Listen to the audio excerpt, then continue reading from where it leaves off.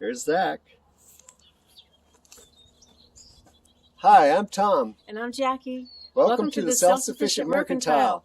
Nothing fancy. Just keeping it simple. Now Zach's got something at the end of this video to show you guys, so stick around to the end.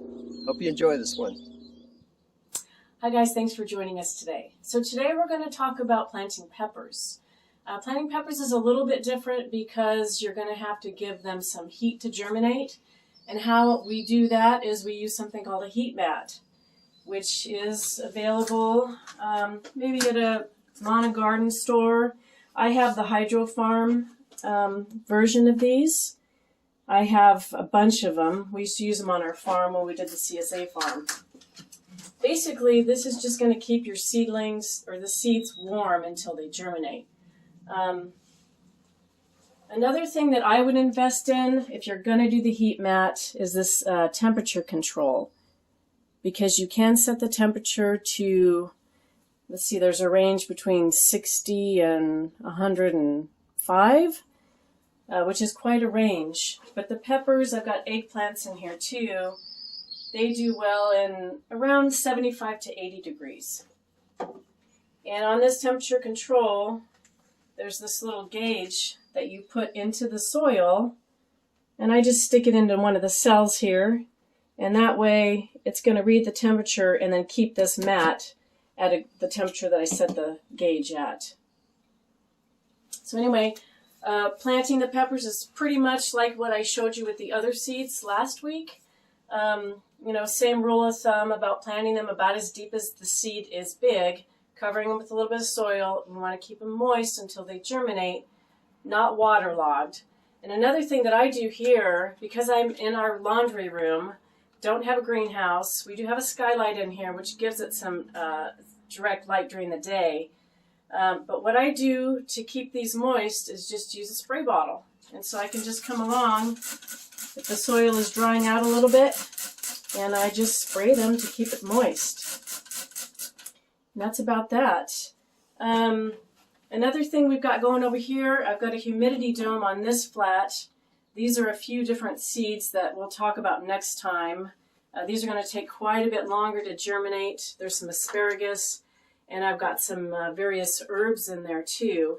But we'll talk about that next time. I want to go outside and tell you guys about what we can do with peppers that we grow in our gardens. Another thing I wanted to mention is that sometimes on the seed packets themselves, they'll give you a lot of information about the best germination, temperature, depth, and how long that seed's going to take to germinate. So for example, on this Baker Creek pack, right on the back, they're going to give you the seed depth, they're going to give you the days to germinate, they're going to give you the ideal temperature. Just a lot of very helpful information for you guys. Okay, so now I'm going to talk about some of the varieties I grow and also what I do with the homegrown peppers. So I grow a mixture of sweet and hot. These are some of the varieties of sweet peppers here. Just your standard Italian mix, bell peppers, which is a must for us, and cubanelles. These are wonderful if you guys have never tried them. They're awesome peppers. Shishito are really good for frying. And then banana peppers. And then over here on the hot side, we do cayennes, jalapenos. This year I'm growing a Tabasco pepper, which is going to be a first. And then Scotch bonnet for real heat. Cayenne for drying. And then this guy's a new one this year. I'm going to try it. I'm not real familiar with it. It's supposed to be a little bit hot, but very prolific. So if you guys don't know what to do with your peppers, because peppers really produce a lot. I've been in home canning for years, so it's really not as hard as you might think it is. Pretty simple, especially if you're going to do pickling. Pickling is a no-brainer and very safe.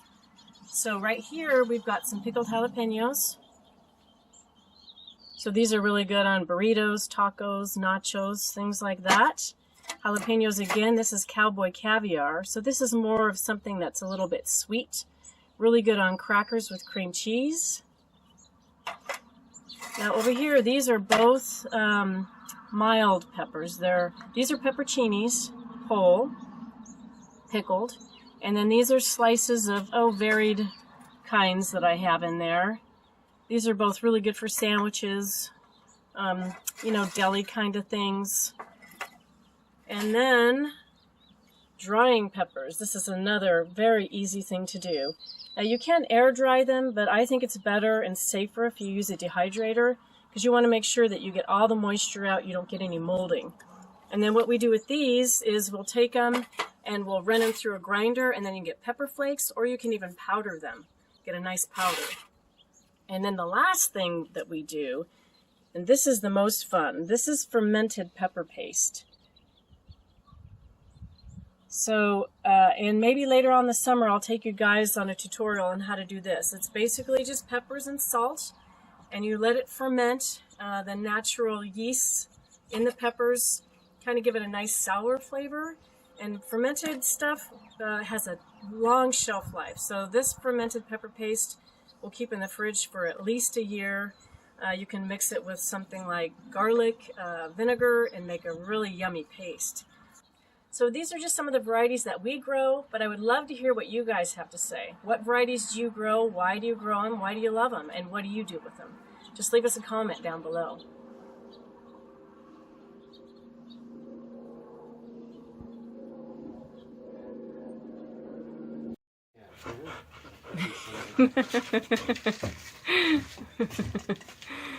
Oh, you got your stick, huh? Oh boy, look at that.